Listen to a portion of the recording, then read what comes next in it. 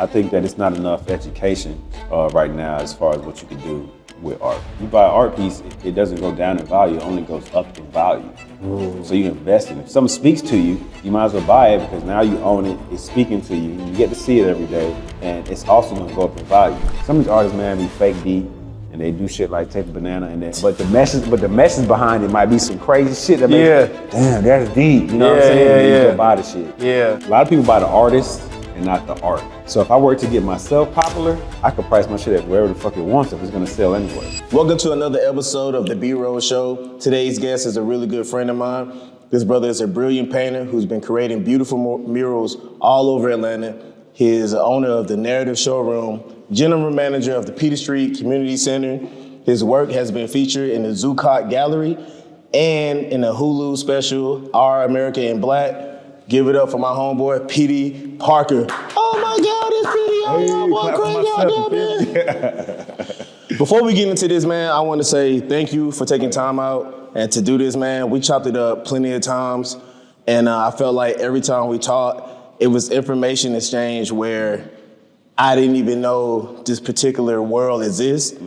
And you gave me a lot of knowledge on like the background of like art and how Black people need to be more, you know, in tune with it and the things and the opportunities that it can open up. And I just want to say appreciate it, bro. I know, man. Thanks for hearing me out. Where are you from originally? So my family's Jamaican. I'm of Jamaican ancestry, but I was born in Queens, New York. Came down here when I was like 4. So I like to say I'm a Georgia boy for sure. I was just born in New York. Been down here my whole life. Moved around a little bit for football and college and shit like that. But what college? I went to a small school, NAIA school in first Kansas. No, it was Iowa first. Iowa? Yeah, and then I went from Iowa to Kansas. So I went from cornfield to cornfield. Bro. You from Iowa? Born in Kansas. You was born in Kansas? Really? Damn. In Manhattan? I went to school in Winfield, man.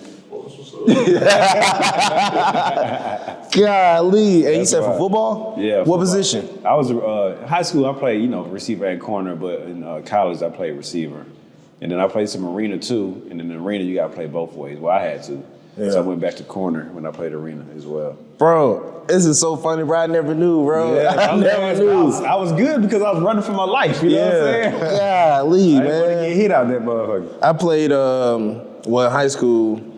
It was a nose tackle and a middle linebacker. Got recruited at this school in Franklin, Massachusetts called Dean College. They recruited me in middle linebacker, but I ended up playing bandit, the 3-5 position. Yeah, that's fine. Yeah. And man, that was so fun because I didn't have to worry about offensive linemen no more. Yeah. I had to just worry about a freaking slot trying to block me. Exactly. And I'm coming from middle linebacker and nose tackle, bro. You can't. It's impossible, bro. You're not gonna do it, bro. It's impossible. What was life like for young Petie growing up? Man, I think I was just like real sports heavy, man. Like I had an older brother and older sister, but I just wanted to be like my older brother. And he was always like training me in sports and stuff. Yeah. As far as art goes, I was doing a little creative stuff, but I didn't know I was an artist, you know what I'm saying? I know I always had like a creative mindset. Like my mom, shout out to her, instead of buying her gifts, she would make me make her gifts. What? Something that kind of nurtured me into like who I am today, you know what I'm saying? Yeah, so I was like a little creative, cool, one of the cool little kids and shit. Do you remember your first form of art that you created as a kid? Yeah, my father reminded me that in 3rd grade I had, I forgot about this too until recently. In 3rd grade I had one, I had drew Spider-Man, and I had one in the whole Fulton County from like kindergarten to 5th grade. Yeah, and I completely forgot about it. And it's funny because my name is Petie Parker. Yeah. And I like Spider-Man, but I was a Gambit nigga when it came to Marvel. Gambit? Yeah, so I was a Cyclops fan, man. Yeah, Cyclops, he a born leader, you know, he got laser focus and shit. So it's like I wasn't even on the Spider-Man shit, it seemed to always come back to that kind of motif and that theme, you know what I'm saying? So what artist inspired you growing up? Damn, that's a good ass question. Because art-wise, I think I was just more so inspired by music and sports. Art-wise, damn, you know what? I might not even have had, like, growing up, a artist that I just looked up to like that, bro. Yeah. And I've never even had to think about that until now. Like, I don't think I have an artist. You know, my brother. Yeah. My brother and my dad would draw. I would say that. Okay. Those two, yeah. Can you describe the moment when you decided to become a painter?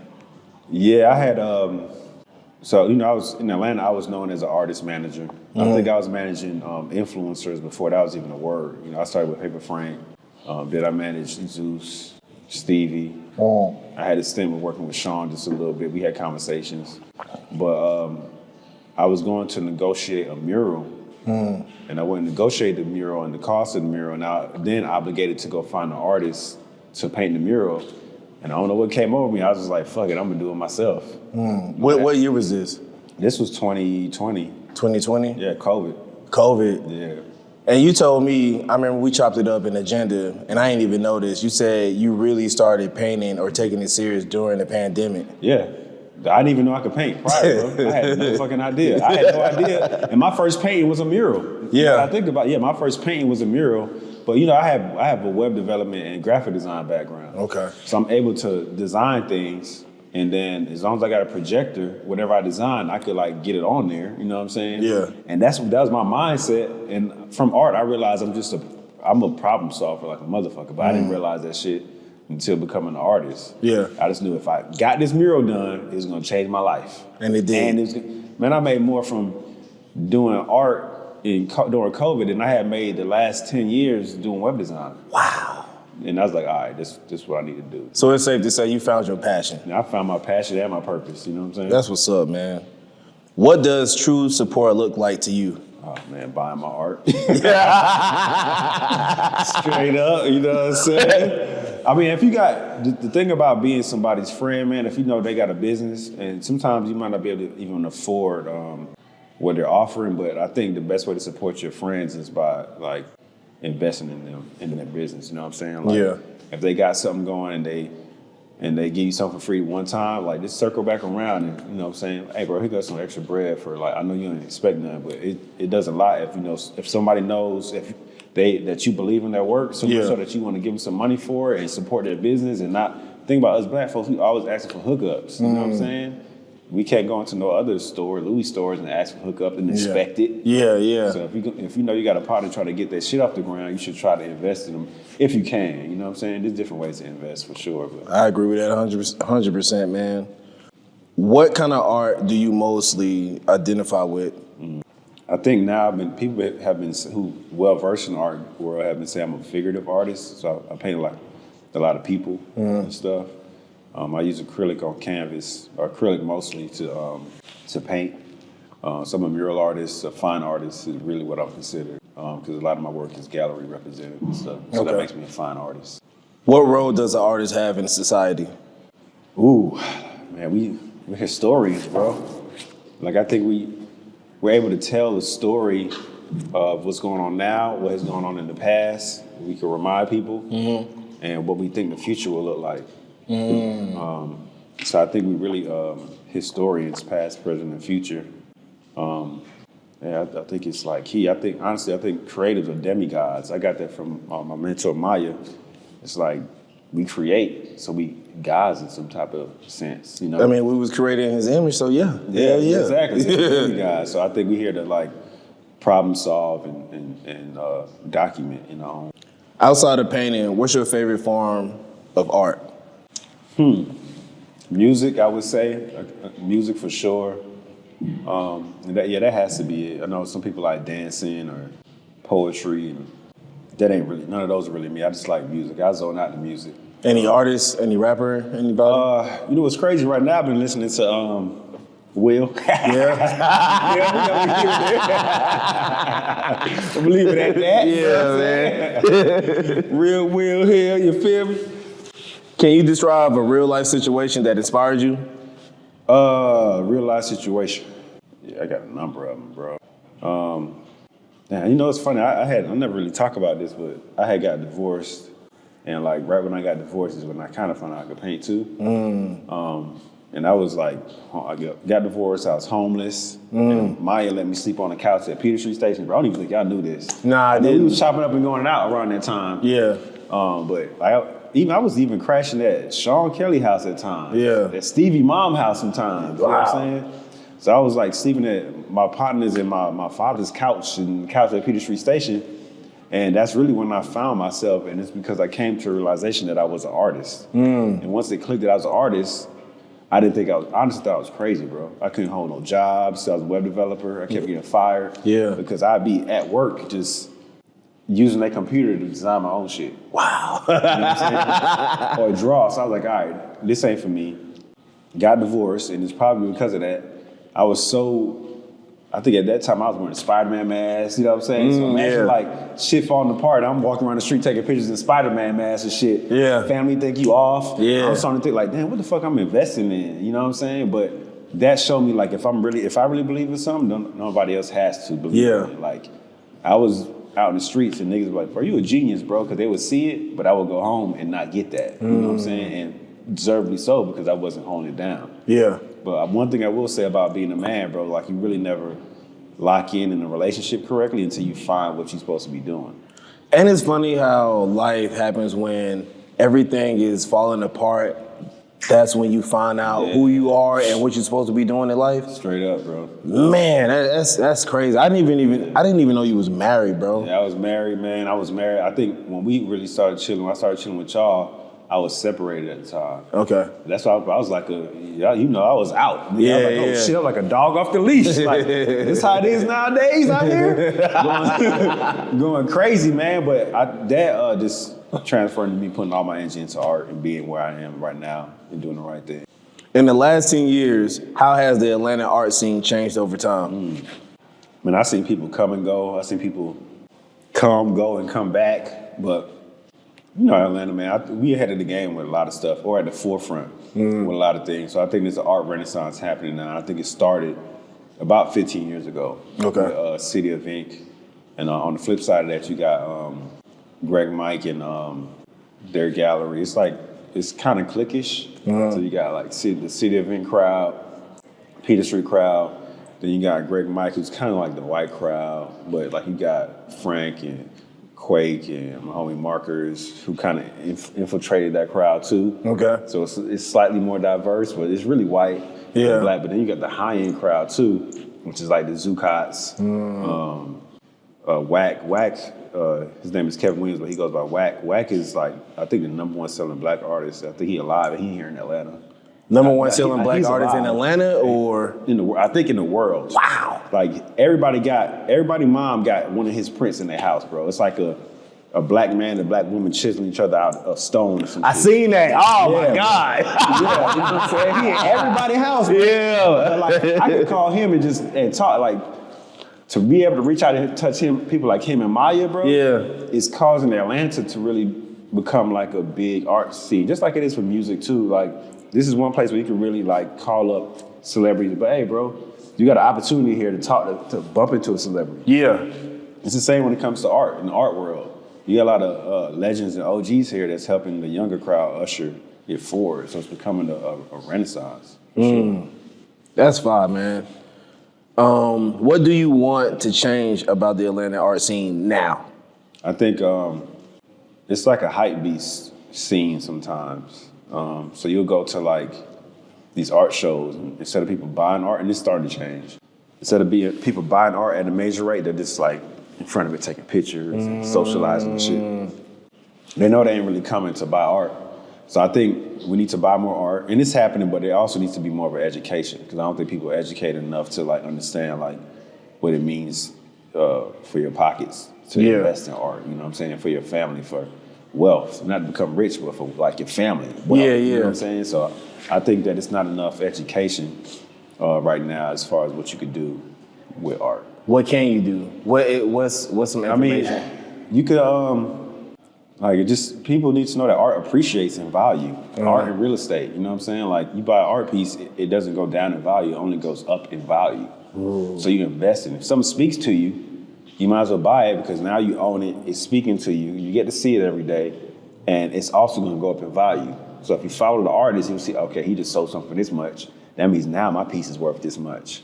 You know? Can you break down how it goes up in value over time? Yeah, so for one example, like me and you talked about before, auction houses, for example. Say I own a piece of my own, you own a piece of mine. Okay.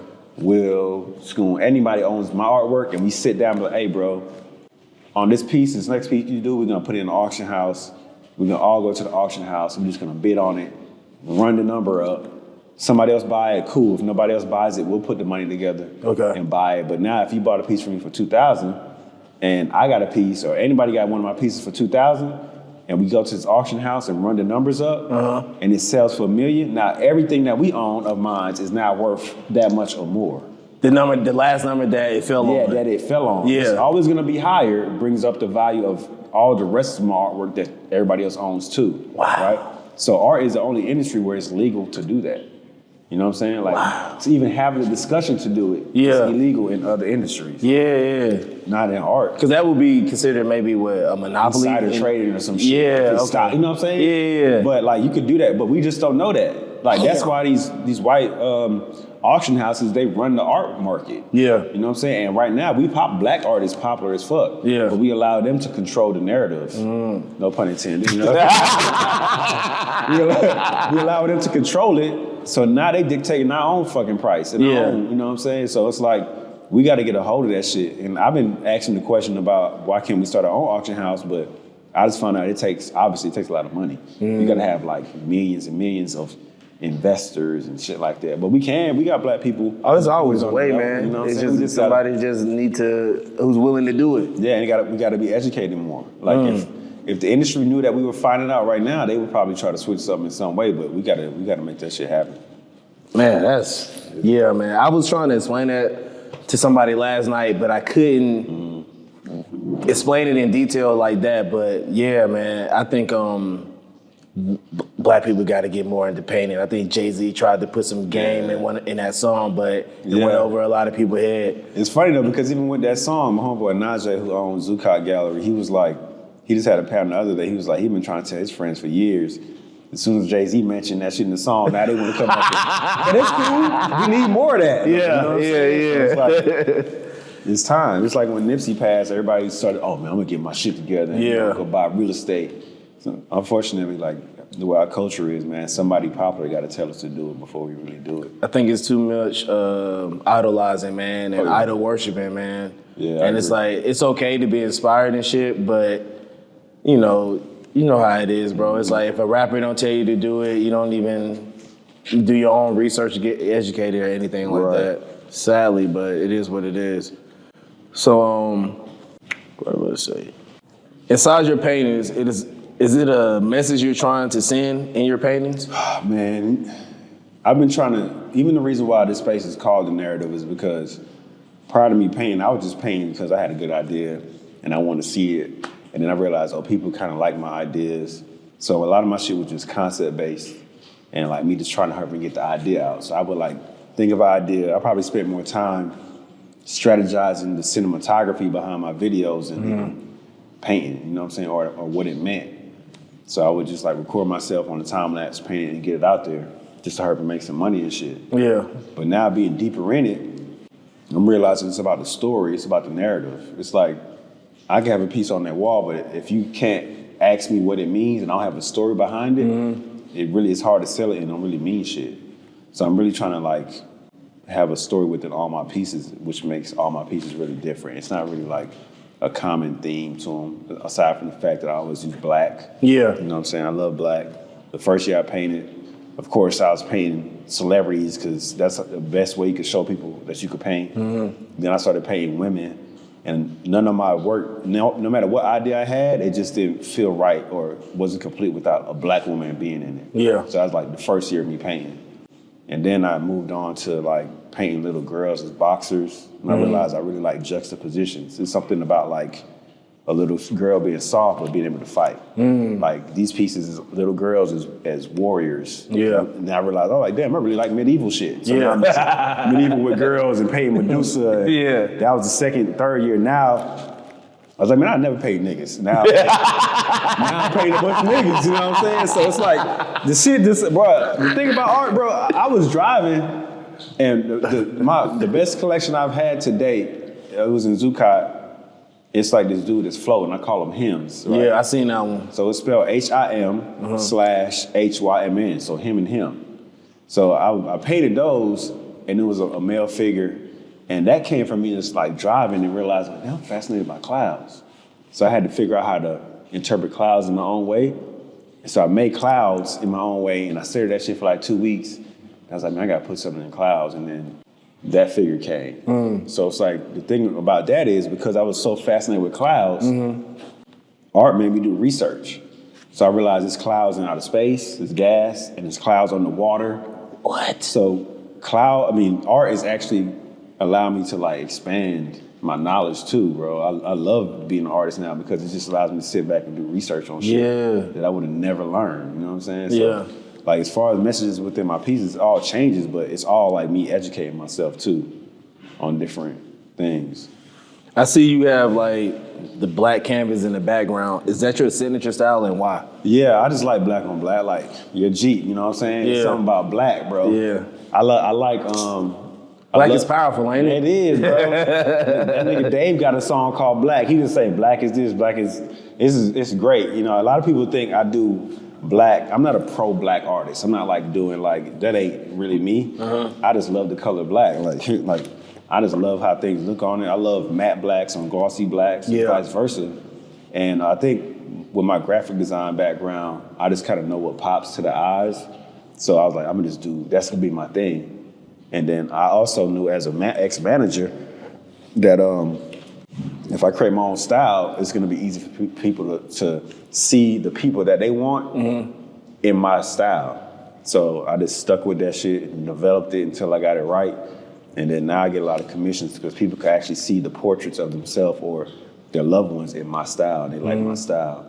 And it's just evolving to me now doing my own stuff whenever I want to.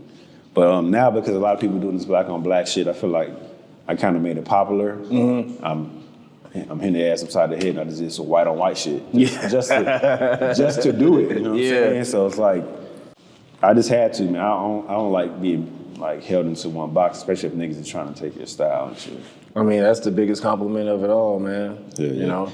Where do you derive your inspiration from when starting a new piece? I asked because on your website, I saw medieval weapons and stuff. So what made you come up with that idea? Well, overall, it's like, I'm take this shit from my girl. She says she just gets inspired by like the world around her, which I see to be true. Like, I was inspired by clouds, and it started the whole series for me. But I don't know, you know, I'm really battling like where I've been wanting inspiration to just hit. I have a lot of great ideas, but inspiration sometimes doesn't hit me the way it needs to when I want it to, you know what I'm saying? Like, with this particular exhibit, with the medieval stuff, the name of that exhibit was called The Prelude, and it's because they wanted us to actually show this space before it's even done. Like, we still working on it right now. Yeah. So I was like, you know, all right, well, them seeing the space right now is just gonna be a prelude to what it's gonna be. But then from there, I was like, no, I gotta be deeper. So it became like, I love medieval shit anyway, and Greek mythology.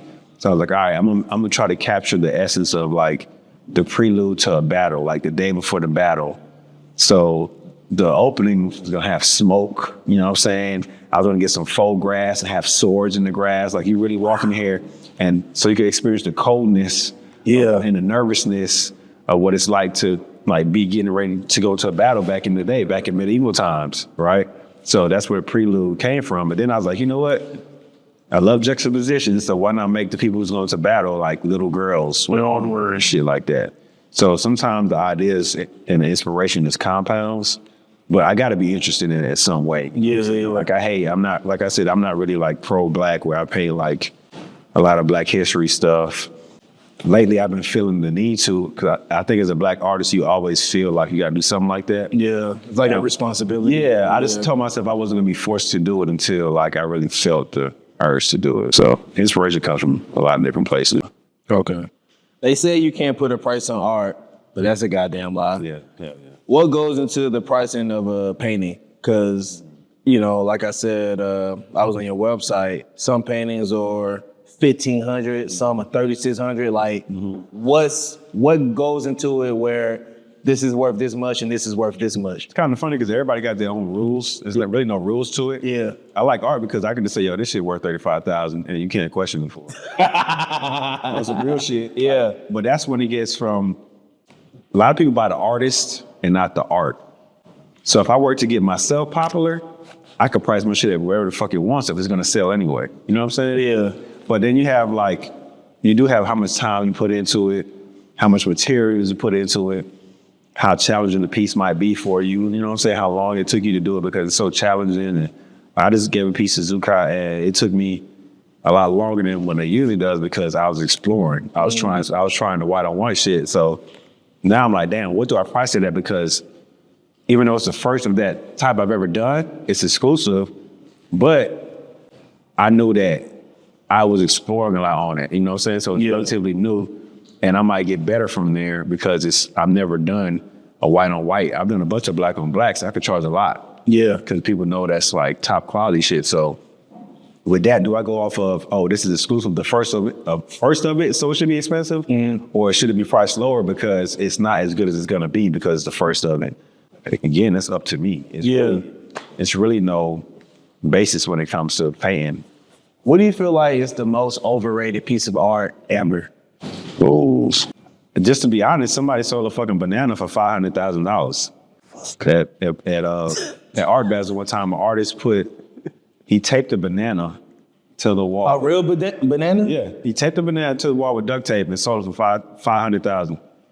But yeah, I was gonna say the Mona Lisa, but that beats not like, and just you got to go to obvious shit. Like it's shit like that that's happening. And it's because white people could do that. Somebody be like, yo, bro, just go do this shit. I'm gonna buy it, and now all your shit is this high when it comes. Yeah, it's little. But you think that was a play though? Had to have it. There's another artist who got paid $80K up front to come up with the body of work for an exhibit, and he turned it into all blank canvases. And said, this is my artwork. So it's like, when niggas can't do that. Black folks ain't doing that yet. Yeah. But it's folks out there, and his dad or whoever, family, or he got the friends with money to come together to do it, or she. But, you know what I'm saying? It's shit like that that's happening, bro. Damn, boy. And another thing about being an artist talks are important because you can be in here and this conversation might inspire somebody to go buy my artwork, right? Yeah. So artist talks are important because of that, because you might just see the artwork, but then when you sit down and hear artists talk, you might connect with that artist in some way and then get up and go buy that piece, right? So when you hear artists talk and sometimes they naturally deep and they're like, damn, fascinating, and just something about that shit and captivating. And some artists are just, you could tell they trying to be, because they understand that if they're supposed to be able to be deep enough to talk you into buying some shit too. So artist talks are important, but some of these artists, man, be fake deep and they do shit like tape a banana and that. But the message behind it might be some crazy shit. I mean, damn, that is deep. You know what I'm saying? You buy the shit. Yeah. So for artists, it's funny. It's a funny industry, bro. It's funny as fuck. Oh man. All right. Hold on, man. Just fucking banana. A banana with duct tape. It's crazy as hell. Do you have any marketing advice to give young artists around the world? I would say try to create your own brand and build your own name as far as like identity. I think that goes for any, as an artist, you are your own brand. So you got to build a marketing identity and brand. I thrive primarily off of Instagram. So I have to get to a point to where I'm not very soon, because you never know what could happen with social media, with Instagram. So I go hard on Instagram to open up the doors at like Zucca, you know what I'm saying? Make myself undeniable at places like Zucca. But once I'm in there, the worst thing, my mentor, Maya Bailey again told me, he's like, the worst thing you could be is a narcissistic artist. Meaning you can't learn shit else. Yeah, you think you know every fucking thing. Yeah. So when you get in the doors at these bigger and more prestigious galleries, you got to really listen to them and play the game and kind of do what they say at times. You know what I'm saying? Like I always use the analogy with Zucca. I hate to use it now with the whole situation that's going on, but fuck it. But I looked at Zucca and myself like I would say not Diddy, but a Bad Boy and Biggie situation, right? Zucca was telling me like, yo, every time you paint, man, stop posting that shit. Stop doing these time lapses every time you do a piece, right? Stop doing it because they gonna sell it, right? They want it to be exclusive. But in my mind, I'm like, yo, bro, this how I eat. This how I've been eating. I need to make the money, so I'm gonna paint this shit in time lapse and I'm gonna sell it. I'm gonna post it immediately because that's how I came up. It's like a Bad Boy Big situation where Biggie, like Diddy was trying to get him to come rap. He's like, I gotta go feed my dog. I'm gonna go sell these drugs. Yeah. That's what I know. Yeah. Until you make it lucrative, then I'll come up there. Yeah. And not make these runs and just start rapping. But I gotta do it my way because I know it's gonna work and I got a daughter to feed, right? Yeah. So Zukai had to kind of convince me to tone back my social media, and that's kind of hard because that's how I got in the game. Yeah. But at least it got me in the door. Yeah. And what I did from there to make them pick me up and have me at more shows is conform a little bit, but still continue to be myself. So I knew when I walked in there, and this go back to branding and identity, in New York, if you go to an art show, everybody dressed up. It's like a fashion thing. My girl, a designer. So every time I go into an opening, she made my outfit. And now I'm like the fashion nigga in that area of art, you know what I'm saying? So now everybody else want to come dressed up and shit too. Yeah. So between me coming in there and knowing how to talk to people, knowing I'm gonna be fly, my girl bad, she gonna be fly, you know what I'm saying? My art good, my content, like I made sure my brand and everything around me is a fucking one, you know what I'm saying? And you gotta make sure, you can't just be out here and, oh man, my shit fire, but then the camera that's using to record your artwork is blurry as shit, you know what I'm saying? Like, you got a crack in your iPhone camera, but you expect the world to see your shit clearly? Nah, that shit don't work. So everything gotta be A1, bro. Wow. That's brand new. Shit. What are PD's do's and don'ts when becoming an artist? Man, don't take nigga shit, man. The original. Yeah, I mean, it's like, they say it's the biggest form of, like, biggest compliment is, you inspired by somebody, cool, but if you're inspired by somebody, clearly state that shit. Yeah. Taking it, I had a nigga take my shit, post it, and then wait 2 hours to tag me. You know what I'm saying? So he get like, oh yeah, I did this, and then I get tagged when he already had a following. Yeah. So he got 2,000 likes, and then he tagged me afterwards. Yeah. And those 2,000 people didn't really... Like, some folks was like, oh, Petie did this. And I feel like he almost had to do it. He had to tag me because other folks was calling it out. Yeah. And I don't like that shit. I hit up Maya, and I was like, hey, bro, how I'm supposed to... I can't stand it. I want to fuck this nigga up, bro. And Maya was like, man, you can't do that no more. And he was like, and the shit he did try, it don't even compare to what you did. Yeah. I was like, yeah, but you know what I'm saying? If anybody inspire me, I'm going to tag them. Like, it's cross-marketing that. Yeah, man. Yeah. Like, and it shows your character. Collaboration, man. Yeah. Is the key to this shit, man. So now you got me showing a bass, but sometimes you got to make an example. You know what I'm saying? You got to make an example sometimes, bro. I don't know why niggas think art niggas is soft, bro. You got to make an example sometimes, too. But I would just say don't take people's stuff. And if you do, if you are inspired by somebody's work, make sure you let people know from the jump where you got it from. Oh, good. Who decides the value of a painting? Is it the artist, the viewers / the people, or the critic? It's the artist first and foremost. So you can't, if you put shit at $100, I've seen people put their stuff at $200 and then a critic or a collector comes and say, nah, man, I'm gonna spend this much on it because it's how much it's worth.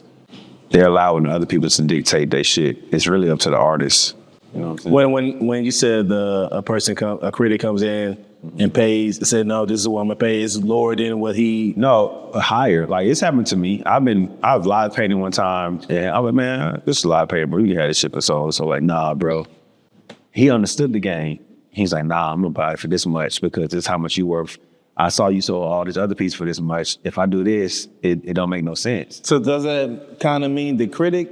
In that case, yeah, it's really up to the artist. Me as the artist, I should have known, like, nah, my shit is, I don't give a fuck, I'm painting this live and I don't like it. It's still worth this much because I'm me. Yeah. And all the rest of my shit sold for this much. You know what I'm saying? So it's really up to me. Yeah.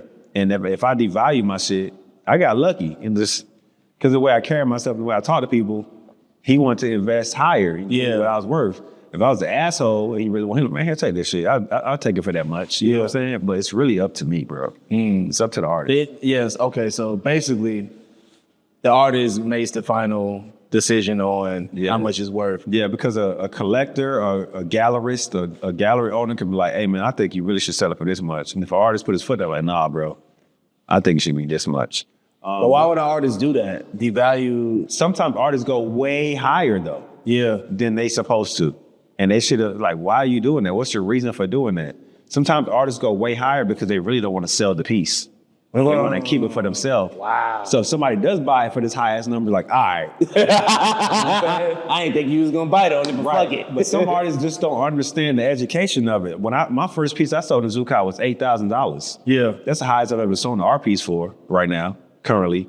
But because I sold that for $8,000, now I could price everything at $8,000 and up if I want to. Yeah. Because there's history showing that in the gallery, This is how much I it's sold worth. a piece for $8,000. Yeah. Some folks coming in and trying to sell pieces for $1,200, and the most I've ever sold a piece for is $200 in the gallery. So it's like, why would you just, because you in this gallery, you want to throw the number up? Yeah. Nah, like, people track it. Real collectors and investors track that shit. So as an artist, yeah, work your way up. Or if you know it's worth that much, put that bitch high, but understand where you are. You can't put a $50,000 piece in Hidden Gallery, which is in Peter Street Station, when you ain't never even exhibited ever. Yeah. In like, you would have the collector basically do that, but because, you know, Maya has a bunch of collectors, you want to put your shit up sky high. You know what I'm saying? Like, no, like, people ain't stupid. Oh man, that's fine.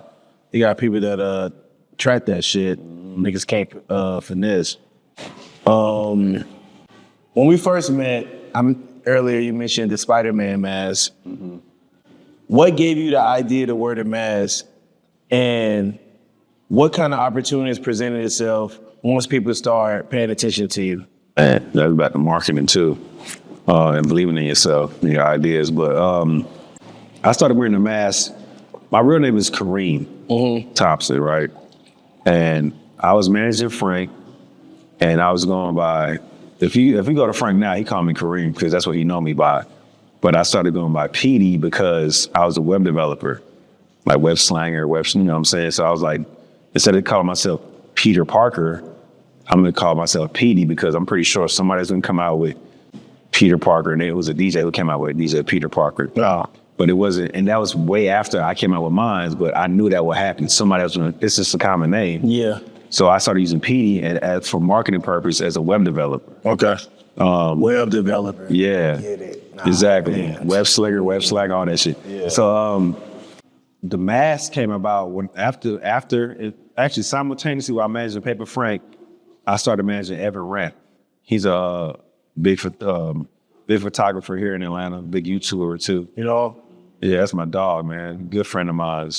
And I was like, yo, for validation, as your manager, I'm gonna start wearing these Spider-Man masks, and once a week, just take a picture of me in this mask. I'm gonna dress fly as fuck, and then we're just gonna post it. So me and him would just go around the city. Yeah. This is back when everybody was just like walking around the city doing lifestyle photography and shit.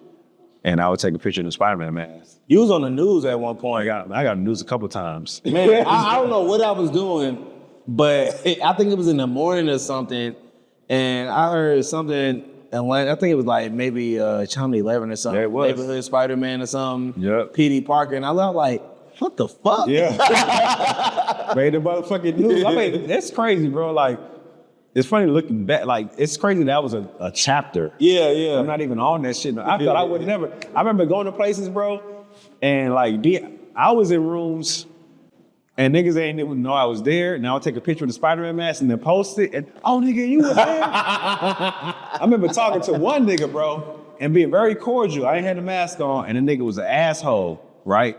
It was weird as fuck. And he turned around, and I put the mask on, take a picture. He's like, oh shit. I said, nigga, I'm the same person. I had the same clothes on. It was like he was talking to a complete, that's when I realized, like, oh, it's really two different people. You know what I'm saying? Yeah. And from that, I was like, you know what? Even with women at the time, I was like, if you could respect my mind, if you could respect me without seeing my face, that really means you respect my mind. You know what I'm saying? They were trying to get you to fuck with the mask on? Man, it's fetishes, it's all that shit. You wouldn't believe it. I was like, yo, ain't this what? I remember talking to a chick via the mask, bro, and like some women just have to know. It's something where they have to figure shit out, bro. And as soon as they figure it out, lost interest. You know Oh what I'm my saying? God, bro. I got stories, bro. That shit, Man. shit's super weird. My girl, it's kind of funny that you go through stages at the right time because she would not have been into that. Yeah. So I wouldn't even have, I got a woman of my dreams right now, but I wouldn't have had her if I didn't stop that. Yeah. And I would have never thought I would stop. Yeah. It was my claim to fame. It was my bread and butter. Yeah. And then I started paying, and I was like, you know what? I got to show my face. And one day I just said, fuck it. And now I might do a show with the mass just cause. Yeah. But I don't even think about that shit no more. Wow, man. That's funny. I had, I wear glasses and shit. Yeah. And when I'm sexually involved, I take the glasses off. I got to request. Clark Kent Superman, nigga. Be like, put your glasses back on. I'm like, for real? I mean, all right. I'm like, what? Okay, cool. I can see everything better, but, I ain't want to know what we're into, bro. I wasn't trying to break them. Let's backtrack to Atlanta. Why is Atlanta so important to the art scene from your perspective? Yeah.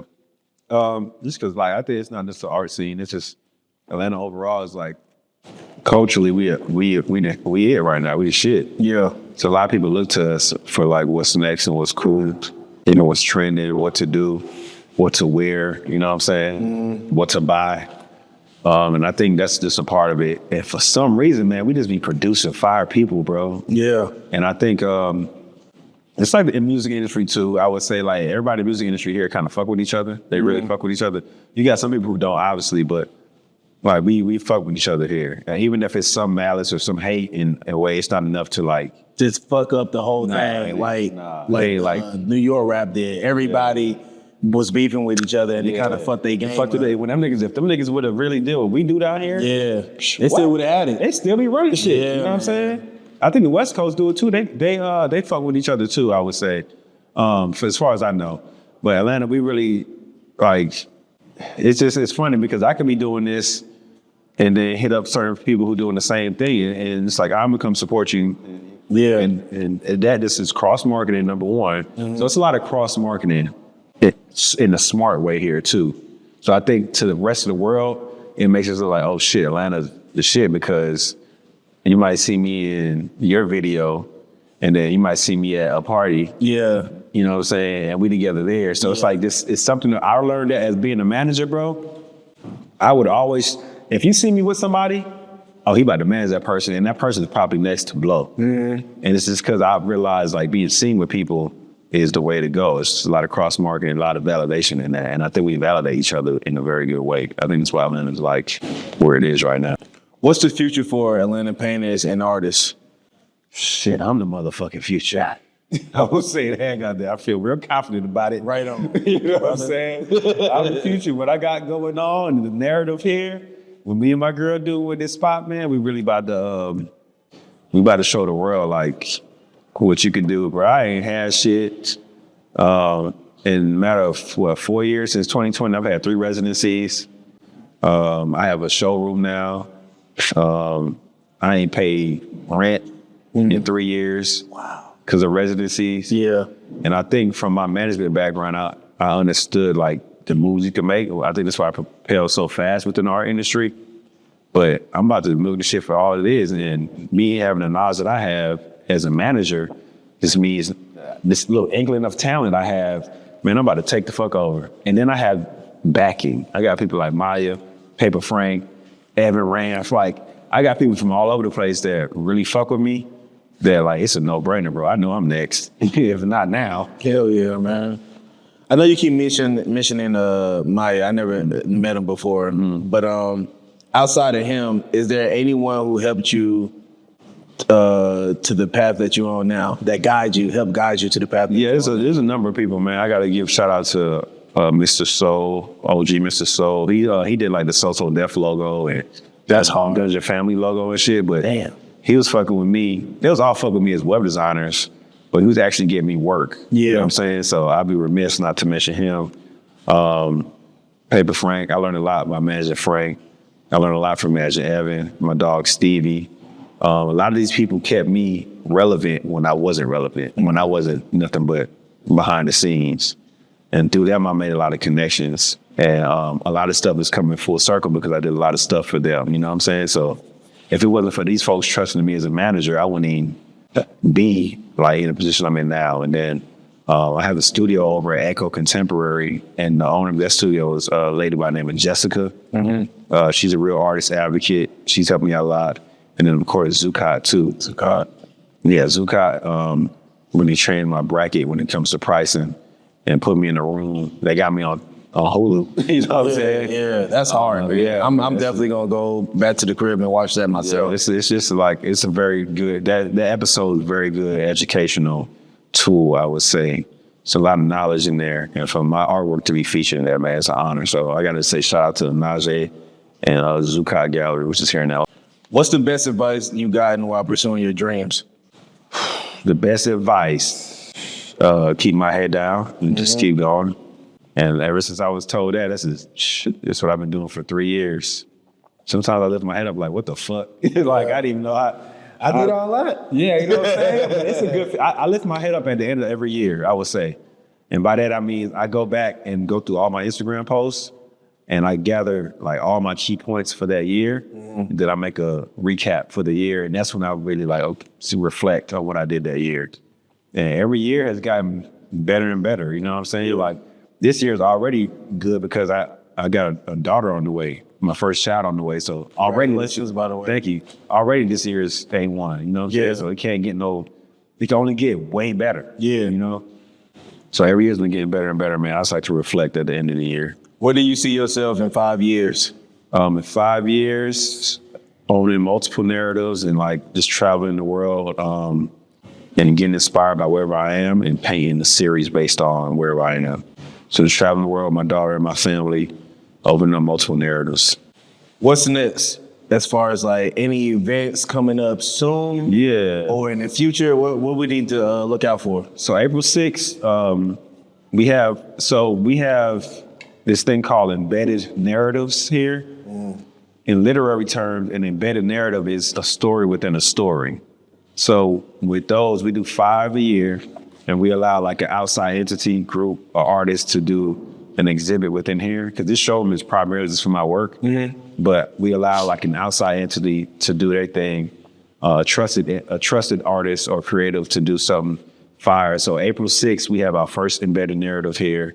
My homeboy Tayo, he does like these fashion bears, over like 200 bears. It's gonna flood the whole showroom, like big sizes, small sizes.